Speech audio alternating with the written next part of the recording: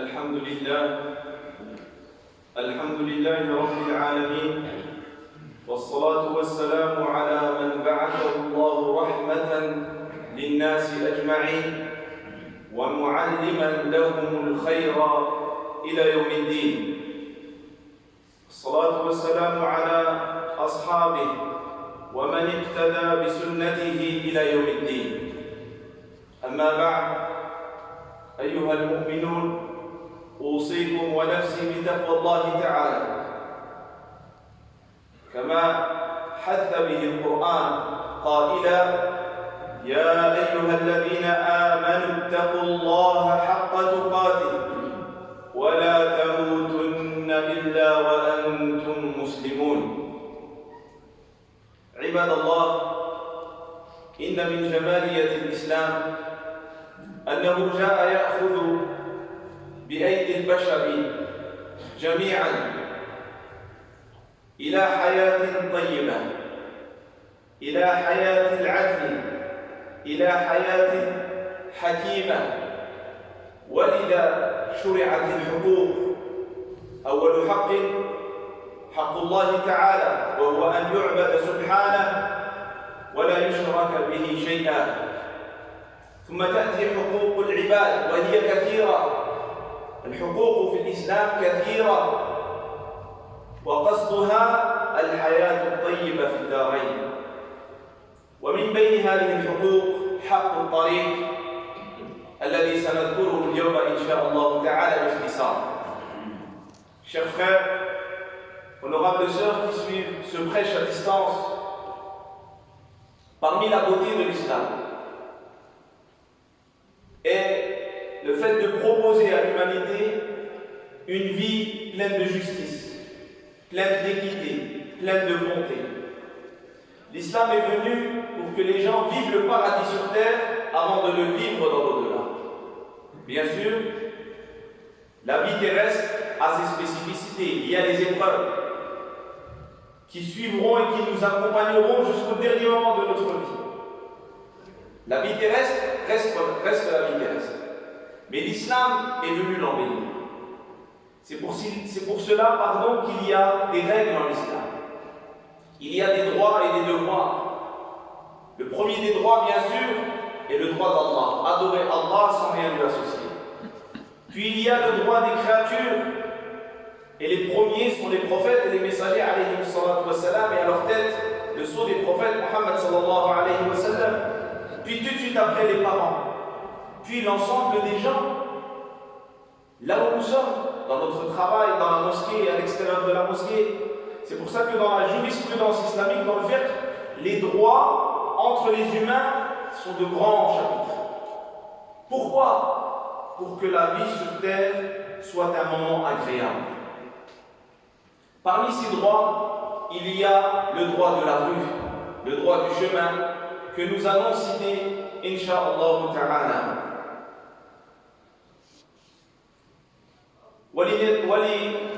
ولنتحدث حول هذا الموضوع نذكر الحديث المتفق عليه، وهو حديث أبي سعيد الخدري رضي الله عنه، حيث قال أن النبي صلى الله عليه وسلم قال: إياكم والجلوس بالطرقات. فقالوا: يا رسول الله، ما لنا من مجالسنا بد نتحدث فيها. فقال النبي صلى الله عليه وسلم: إذا أبيتم إلا المجلس فأعطوا الطريق حقه. قالوا: يا رسول الله، وما حق الطريق؟ فأجاب صلى الله عليه وسلم قائلا: غض البصر وكف الأذى ورد السلام والأمر بالمعروف والنهي عن المنكر في هذه الرواية. Pour parler de cela, nous allons citer à titre d'exemple le hadith rapporté par Abu Sa'id al-Khudri, qu'Allah l'agrée. C'est un hadith unanimement reconnu authentique, où le prophète sallallahu alayhi wa sallam a dit aux compagnons: prenez garde au fait de vous asseoir dans les chemins, dans les rues. Il dit au prophète sallallahu alayhi wa sallam: nous en avons besoin, nous nous asseyons et nous discutons. Puis le prophète sallallahu alayhi wa sallam de leur répondre: si vous devez forcément vous y asseoir, alors donnez le droit au chemin. Ils diront au messager d'Allah, et quel est le droit du chemin, quel est le droit de la rue? Et dans ce hadith, le prophète sallallahu alayhi wa sallam va en citer 4, dans d'autres hadiths, il va en citer d'autres. Il a dit sallallahu alayhi wa sallam dans ce hadith, baisser le regard, s'abstenir de gêner autrui, rendre le salam, prescrire le bien et proscrire le mal. بدأ النبي صلى الله عليه وسلم بالتحذير لما قال لهم إياكم، هذه الكلمة للتحذير، إياكم والجلوس بالطرقات. Le prophète sallallahu alayhi wa sallam a commencé par les mettre en garde, par leur demander de ne pas s'asseoir dans les rues et dans les chemins. ولكن من جمالية الإسلام ومن رحمته أنه يأخذ بعين الاعتبار حياة الناس وأحوالهم. Alors le prophète sallallahu alayhi wa sallam va mettre en garde, mais il y a une chose exceptionnelle en islam, c'est le fait de prendre en considération l'état des gens, leur contexte. Le prophète sallallahu alayhi wa sallam a dit, je suis le prophète, arrêtez de vous asseoir. Non. Au début il a dit arrêtez de vous asseoir. Mais eux maintenant vont dire quelque chose. قالوا يا رسول الله ما لنا من مجالسنا بد نتحدث فيها. يا رسول الله ضروري غادي نجلسوا في الطريق ونهضروا. لماذا؟ قال أهل العلم لأن بيوتهم صغيرة لا تتسع لاستقبال الجميع. وكذلك لأن التحدث مع الغير حاجة الإنسان. وما يقدرش الإنسان لهذا الآباء والأمهات ما خصناش نغلطوا. بعض الآباء والأمهات يقولوا ولدوا بده يقرأ القرآن ليل ونهار، ما يقدرش عباد الله. هؤلاء أصحاب النبي صلى الله عليه وسلم قالوا لا بد نهضروا شوية. لا يهضروا في الدنيا ويضحكوا لأنهم بشر، والإنسان من طبيعته أنه يحب هذه المجالس، لا يحب الانعزال. الانعزال له ضوابط في الإسلام. أما أصل الإنسان فإنه يحب الجلوس والتحدث مع الآخرين، وهذا ما قاله ابن خلدون قبل أن يتحدث الناس في هذه الأشياء، حيث قال إن الإنسان اجتماعي بطبعه. الإنسان يبغي يخلط مع عباد الله، يبغي يعجبه، وكذلك ترويحا لنفوسهم. مرة قد يتكلموا في الدنيا ساعة وساعة. Alors là, les compagnons vont dire, Ya Rasulallah, mais nous sommes obligés de nous asseoir et nous discutons entre nous. Et là, le prophète sallallahu alayhi wa sallam va prendre en considération. C'est pour cela que les savants de l'islam, depuis la nuit des temps, ont pris en considération le contexte des gens, l'état personnel et le contexte général. C'est pour ça que l'imam al-Shafi'i rahimahullah a al-fiqh al-qadim ou al-fiqh al-jadid, la jurisprudence ancienne et la jurisprudence nouvelle, car il a déménagé, il ne vivait plus dans le même endroit. Certains pensent que lorsque nous parlons du contexte français, nous voulons vous faire quitter l'islam. C'est une erreur et c'est une tromperie. Le prophète sallallahu alayhi wa sallam a pris en considération les savants, les compagnons, les sahaba, les savants, tout le monde le prenait en considération. Mais le manque de savoir dans notre communauté cause des dégâts. Nous montrons aux gens la vérité, ils disent attention, cet imam est égaré. Voici le prophète sallallahu alayhi wa sallam qui prend en considération. Pourquoi est-ce qu'il a pris en considération? Car ce sont des humains. Ils ont dit nous sommes obligés de nous asseoir et de nous rencontrer, de discuter, ya Rasulallah. Alors les savants ont cité plusieurs causes, nous allons en citer 3. La première, c'est qu'un grand nombre d'entre eux avaient des maisons qui étaient petites. D'ailleurs, les appartements du prophète sallallahu alayhi wa sallam étaient très petits. Donc, ils ne peuvent pas accueillir tout le monde. Donc, ils sortent dans la rue, se rencontrent et discutent. C'était également un besoin, car l'être humain, comme dit Ibn Khaldoun, et là nous ouvrons une parenthèse, nous devons apprendre, et je vous le dis depuis la nuit des temps, et le président de la République vous l'a répété aujourd'hui, nous devons apprendre notre civilisation. Il a d'ailleurs parlé d'Ibn Khaldoun. Ibn Khaldoun disait que l'être humain est sociable de nature. C'est pour cela qu'il s'agit d'une erreur catastrophique de vouloir s'isoler dans la société ou de vouloir isoler ses enfants. Certains ont peur. Oh, j'ai peur pour mes enfants. C'est bien d'avoir peur. Mais la crainte ne doit pas dépasser les limites. Sinon, l'effet inverse va se faire ressentir. tes enfants et les miens doivent vivre pleinement dans la société, en étant fiers de leur double culture. Ils sont musulmans, ils sont citoyens français. Mais pour cela, il faut bien qu'ils apprennent l'islam.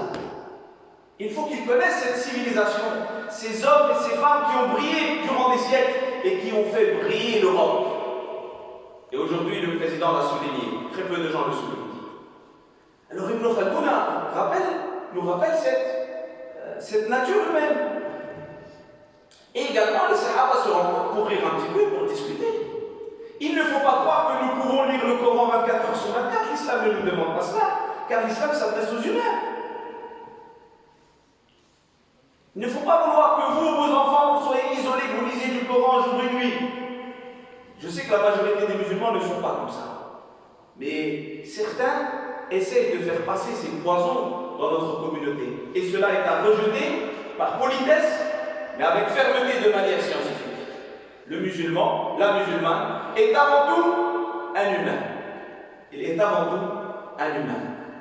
فقال النبي صلى الله عليه وسلم لا بد غادي تجلسوا طيب فاعطوا الطريق حقه ما عندكم فين غادي تجلسوا دابا اعطوا الطريق حقه فذكر النبي صلى الله عليه وسلم غض البصر الذي هو واجب على الرجال والنساء مصداقا لقوله تعالى قل للمؤمنين يغضوا من ابصارهم وقوله تعالى وقل للمؤمنات يغضضن من ابصارهن.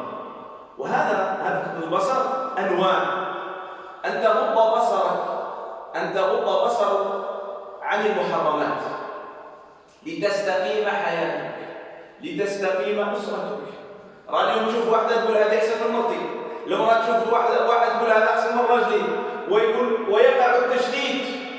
كم من واحد لعب عليه الشيطان في الفيسبوك وفي الانستغرام، كم من واحد بانت له واحده مزوقه، المراه بانها واحد مزوق. يا اخي انت متزوج، هذا الزواج ما فيش اللعب، ما فيش اللعب. غض البصر، وغض البصر عن حياه الناس. غض البصر هذا رب اعطاك ابتلاك، انت اعطاك شويه اقل منه ابتلاك، إلا ما غضيتيش البصر غادي تمرض بالهم والحزن والغم. وتشوف هذا دار ولا ما دارش، واش بدك تشوف؟ غض البصر. Puis le prophète sallallahu alayhi wa sallam a cité 4 choses. Baisser le regard, et c'est une obligation religieuse pour les croyants et les croyantes sur ce qui est interdit. Allah a dit aux croyants de baisser le regard, les hommes. Et il a dit aux croyants de baisser le regard. Baisser le regard. Tu n'as pas le droit de regarder avec insistance et avec envie un homme ou une femme avec qui tu pourrais te marier. Je dis un homme, c'est pour la femme, une femme pour l'homme. Avec qui tu pourrais te marier. Combien de frères et de sœurs sont tombés dans les pièges à cause d'un profil sur Facebook? Des maisons se sont détruites, des enfants se sont retrouvés dans des foyers parce que tu n'as pas respecté ce qu'Allah t'a ordonné de respecter. Et le shaitan t'embellit toujours le haram. Tiens, ma femme elle a grossi à cause de toi, parce qu'elle a plein d'enfants, parce que tu ne l'aides pas, parce que tu ne la laisses pas faire du sport. Voilà pourquoi est-ce qu'elle a grossi, et toi aussi tu as grossi d'ailleurs. Baisse le regard. Baisse le regard sur ce qui est haram. Pour ton bien. Pour préserver ta famille. Et baisse le regard sur ce qui est halal pour préserver ta vie personnelle. Car tu vas voir que lui a une meilleure voiture que toi. Et lui une meilleure maison que toi. Et tu risques de tomber malade. De te rendre malade et de te rendre fou et de vouloir absolument mettre tant d'argent par mois à la banque. Ce n'est pas interdit si tu le fais de manière halal, mais ne deviens pas fou. N'en fais pas l'objectif principal de ta vie. غض البصر وكف الأذى. كف الأذى باللسان وبالأيدي كل الأنواع. وكف الأذى باب من أبواب الصدقة. قال النبي صلى الله عليه وسلم في الحديث فليعمل بالمعروف وليمسك عن الشر فإنها له صدقة.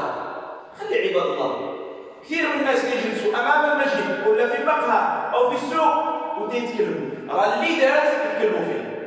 إلا كنتي جن ما تبان ليهمش ما غاديش يجبدوك. كيف ما كنتي انت ولا مرتك ولا ولادك يجبدوك. يا أخي دع هذه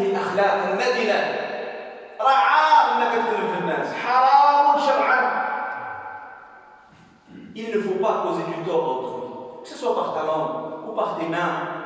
Ne cause pas du tort dans la rue. Ne cause pas du tort aux gens en parlant sur eux. Certaines personnes devant la mosquée ou devant les cafés ou dans les marchés parlent sur tout le monde. Personne n'échappe. Personne. Que tu sois un homme, une femme ou un enfant. Ils parlent sur tout le monde. Sauf si tu es un génie. S'ils ne te voient pas, mais c'est impossible. Tant qu'ils te voient, ils parlent sur toi. Subhanallah. C'est haram, mes frères. C'est un péché grave de parler sur les gens. Occupe-toi de tes problèmes. Occupe-toi de ta personne. Occupe-toi de ta famille. Qu'Allah te fasse miséricorde. Et le fait de délaisser le mal est une aumône. Le prophète sallallahu alayhi wa sallam a dit, et qu'il délaisse de commettre du mal, et cela sera pour lui une aumône. ورد السلام لأن في السلام تأثير عظيم وعجيب. لذا قال النبي صلى الله عليه وسلم سلم على من عرفت ومن لم تعرف. Puis le prophète sallallahu alayhi wa sallam a dit qu'il faut rendre le salam. Car dans le fait de rendre le salam, il y a un bienfait, des bienfaits énormes. Et c'est pour ça que le prophète sallallahu alayhi wa sallam dit passe le salam à celui que tu connais comme à celui que tu ne connais pas. Et c'est d'ailleurs un signe de la fin des temps que de passer le salam qu'à ceux que l'on connaît. Et c'est la manière d'agir des orgueilleux. Les orgueilleux disent bonjour, salam alaykum, toutes ces phrases qu'entre eux. Ils ne disent pas, ils ne passent pas le salam à autrui. Mais le croyant, al-mu'minu, يسلم على الصغير والكبير والغني والفقير اقتداء بالنبي صلى الله عليه وسلم. Le croyant et la croyante passe le salam aux jeunes, à la personne âgée, aux riches et aux pauvres. Il y a des gens, si tu n'es pas dans la même catégorie sociale qu'eux, ne te passe pas le salam. Ça, c'est une erreur. Il faut répandre le salam. Le salam, c'est la paix. En islam, le salam n'est pas qu'une formule. Lorsque tu dis assalamu alaykum, tu t'engages à mettre cette personne dans la paix et qu'elle puisse vivre à tes côtés en harmonie et en paix. أقول قولي هذا وأستغفر الله لي ولكم ولسائر المسلمين من كل ذنب فاستغفروه إنه هو الغفور الرحيم.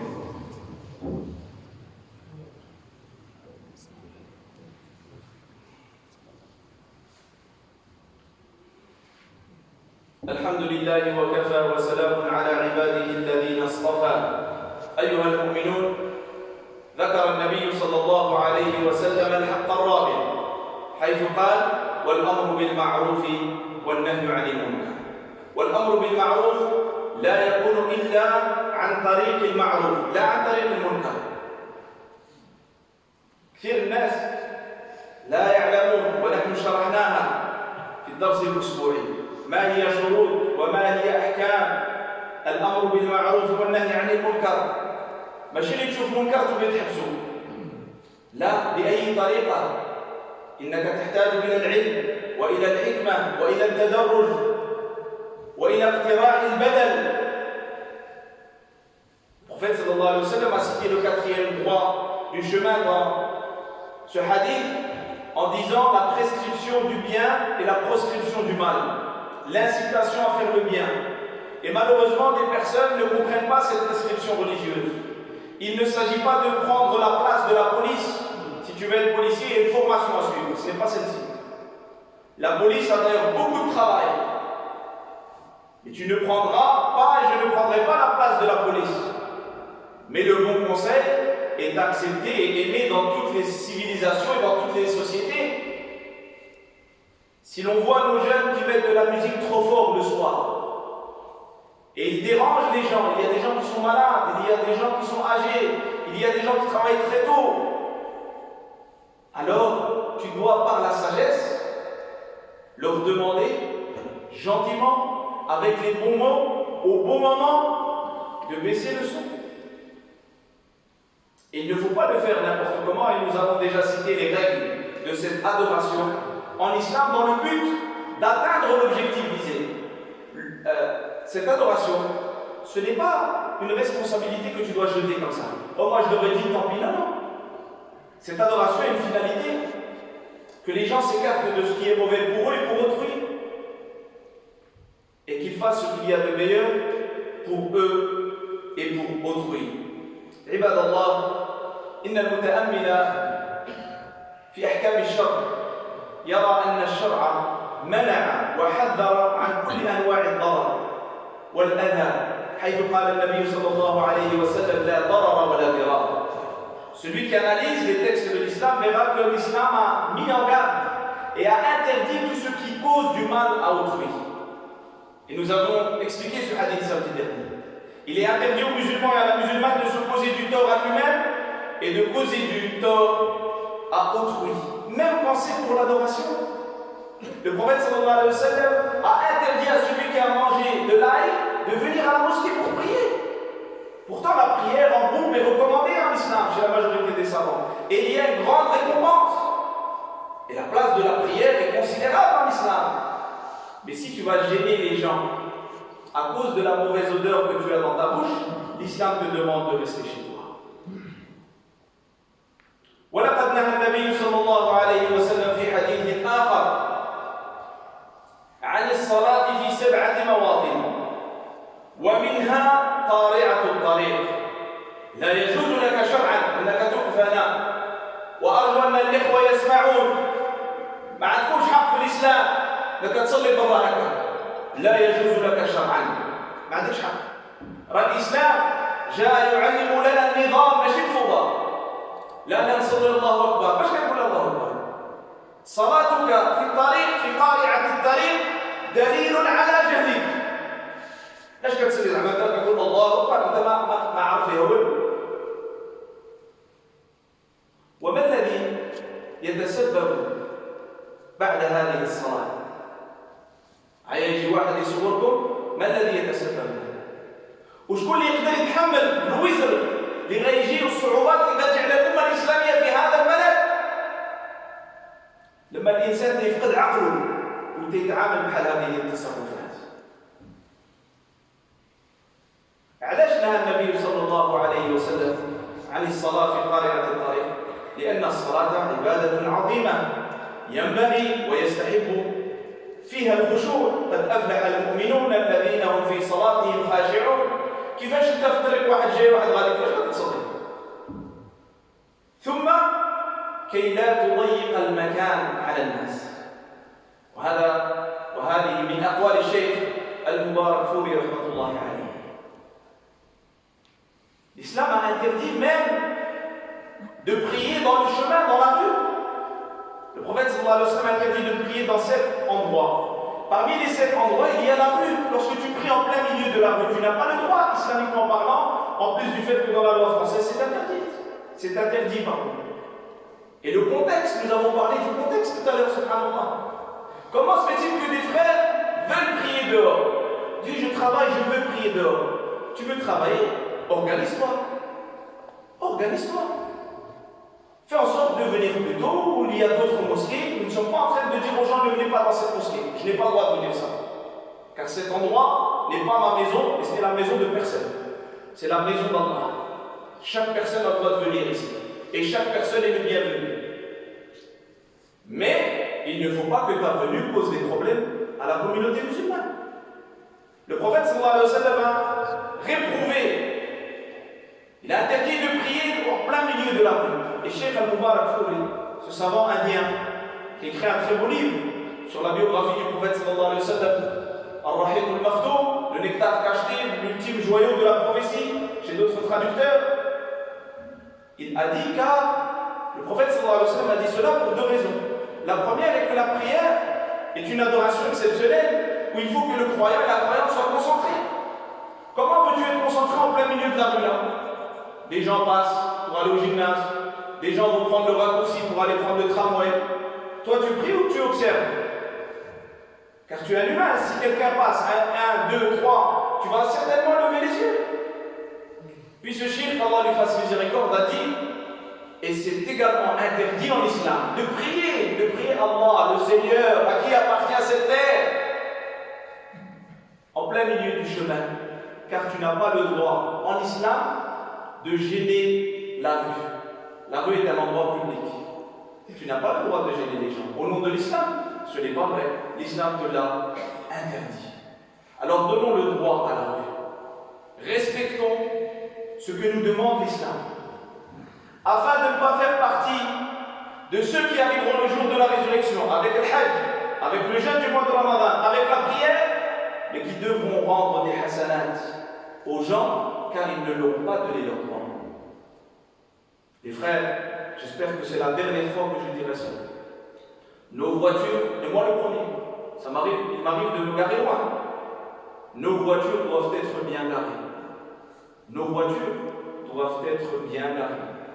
Et nous ne devons gêner personne, ni pendant la prière du vendredi, ni devant les autres prières. C'est l'islam qui nous le demande. Alors, à un moment, j'ai envie de dire, ça suffit. Si l'on parle, ce n'est pas pour parler pour remplir le temps. Sinon, vous pouvez mettre des chouillots en visioconférence qui ont beaucoup plus de science que moi. Si l'on parle, c'est pour avancer ensemble, main dans la main. Il est honteux encore aujourd'hui que certaines voitures sont mal garées. Il est honteux. Nous devons avancer. Nous avons beaucoup de choses à faire ensemble. Mais lorsque je dis nous devons avancer, il faut vraiment que nous avancions. On ne doit pas dire oui, c'est vrai, et la semaine prochaine, on retrouve la même chose. Ce n'est pas normal. Et si c'est le cas, si tu n'arrives toujours pas à te garer convenablement, et si tu n'arrives toujours pas à cesser de faire du tort aux gens, il faut vraiment qu'au plus vite, tu te poses des questions. Car dans ton cheminement spirituel, il y a de gros soucis.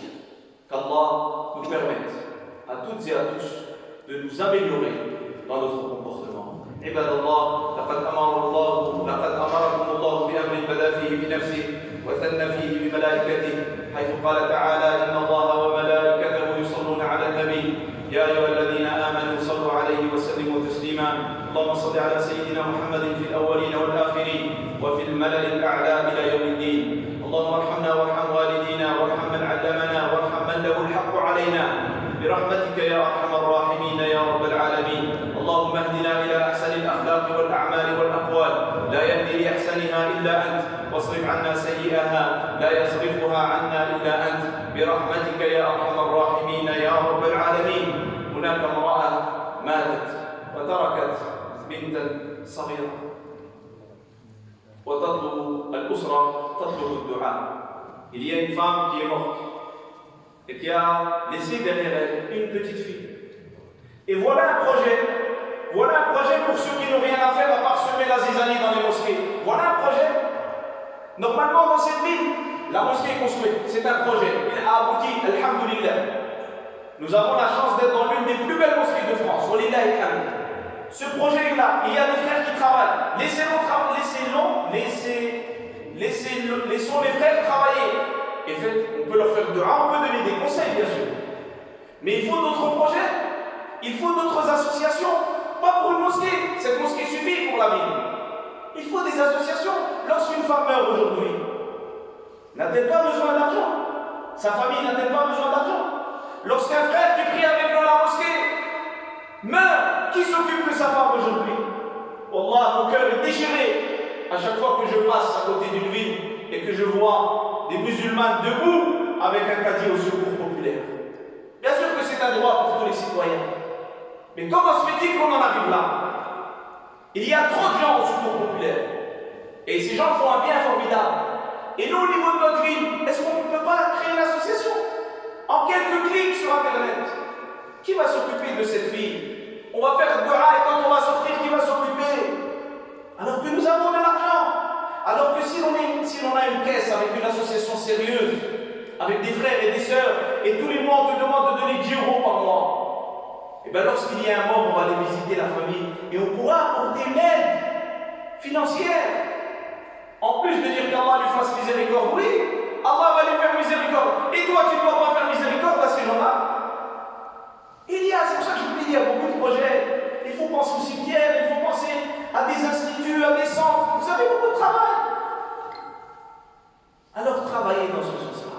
نسأل الله سبحانه أن يجعل هذه البيت من الصالحات من المؤمنات من التقيات اللهم أنبتها نباتا حسنا اللهم أنبتها نباتا حسنا واحفظها من شر شياطين الإنس والجن برحمتك يا أرحم الراحمين يا رب العالمين اللهم ارزق لها الحلال وبارك لها فيه يا أرحم الراحمين يا رب العالمين، واجعلنا من أهل الإحسان، واجعلنا من المحسنين، ووفقنا للخير يا أرحم الراحمين يا رب العالمين. وهناك امرأة أخرى تصدقت في المسجد تسأل الدعاء، فنسأل الله سبحانه أن يتقبل منها هذه الصدقة، وأن يجعلها في ميزان حسناتها، وأن يجعل هذه الصدقة ظلا لها يوم القيامة برحمتك يا أرحم الراحمين يا رب العالمين. سبحان ربك رب العزة عما يصفون، وسلام على المرسلين، والحمد لله رب العالمين.